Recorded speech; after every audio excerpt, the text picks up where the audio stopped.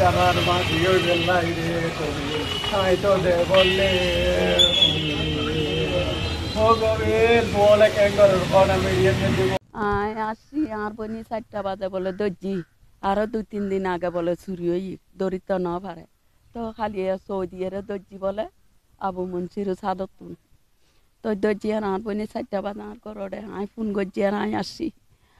আর by Futuri কি চুরাই লই মার বোন তারা তো নোয়াই আর ফারানো তো বন্য ধরে এত তো লাড়ি দি রশি দিচ্ছে তারা সে বান্ডি রশি দি বান্ডি মাতি যেটা মানুষ হারা ফারাইলে মানুষ ইতারা ঘরর মদিন ওইতারা ঘরর নাজিম ও তয়ুব লেদিয়ার ফুয়া ডাক্তারি ঘরে তো ফুয়াবে আর লেদিয়ার ফুয়ার নাম কি রে রুমান নে তারপর আরো মুকুতি নোয়াই পরি গে অন্ডে তাকি দি আই শহরত তাকি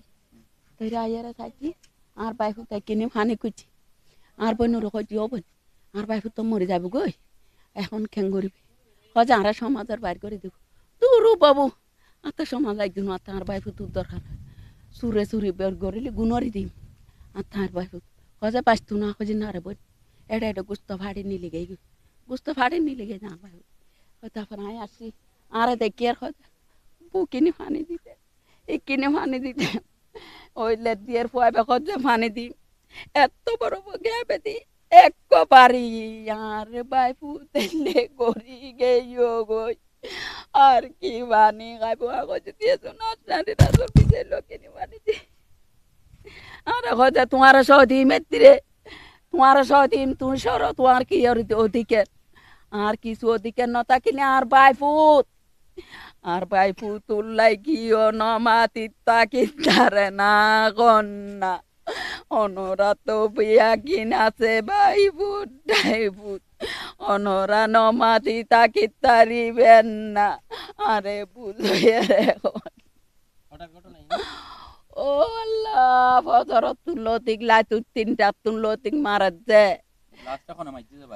লাস্টে মাইজি ধরলে তোর ফুয়া রুমন না নি আর গোয়েন্দি আসাইতে ইতারা লাশ বাড়ি মারি আর বাহি তোর নাম মাহিন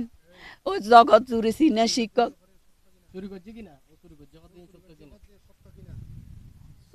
না তবে ন দেখি আর দণ্ড ওর বাড়ি চুরি করছি তো ন দেখে না সাধু সুন্দর জি দাঁড়িয়ে ব্যাগুন রাজিয়ে চুরি করছি নন্দর কি ওরে ওই জানি আল্লাহ মাস্টার বায়ু সাদর সুন্দর জি দেয় এতুন দরিয়া রেড আনি দেয়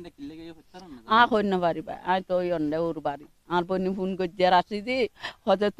তুই যাইতে পারবি আর তো যাইতে না হজে তুই এর মাইনারে তো মারি ফেলার মানাইয়েরও মারি ফেলার হজে এখন কেন করবি হ্যাঁ এটা এইখানে দোয়ানত আছিল দেরি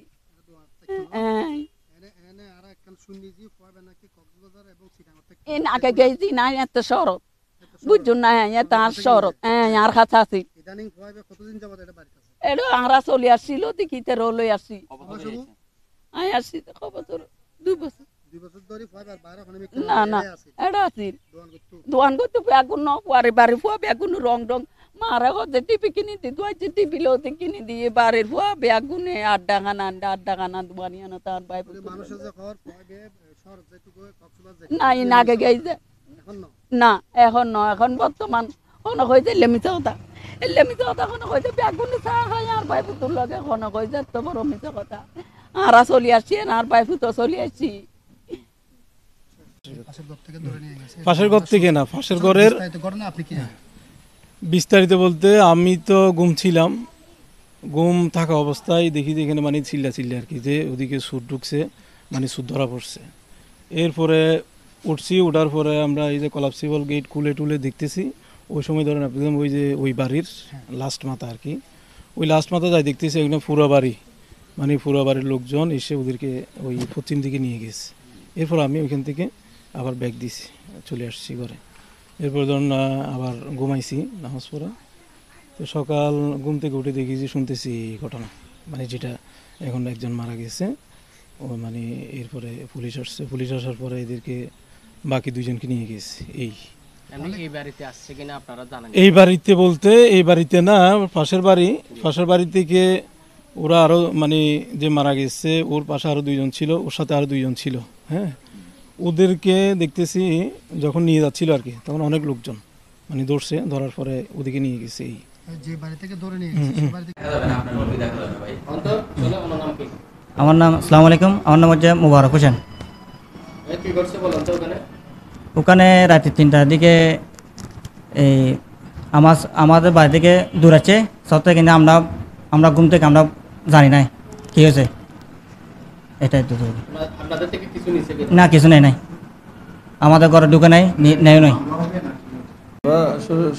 প্রায় 6:30টার দিকে আমরা ট্রিপল নাইনের মাধ্যমে সংবাদ পাই, ঘটনাস্থলে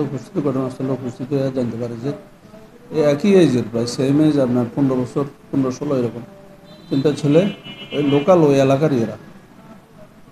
রাত্রে শহর থেকে সিএনজি যুগে আসি বাড়ির পাশে রাস্তায় দাঁড়াইছে। একই এলাকার আরও 2-3টা ছেলে ফেলে এদেরকে চোর বলে ধাওয়া দিলে এরা যাইয়া এদের কাছে একটা নির্মাণাধীন বাড়িতে যায়, ছাদে উঠে ছাদ থেকে ধরে এনে আরও কয়েকজন একাত্র হইয়া এদেরকে রশি দিয়ে বেঁধে কালভার্ট সেঙ্গু ব্রিজ এটার উপর বেঁধে মারধর করছে। মারধরে এক পর্যায়ে একজন মারা গেছে। আমরা যাইয়া বডি রিকভার করছি, আহতদেরকে রিকভার করে এদের চিকিৎসার ব্যবস্থা করছি।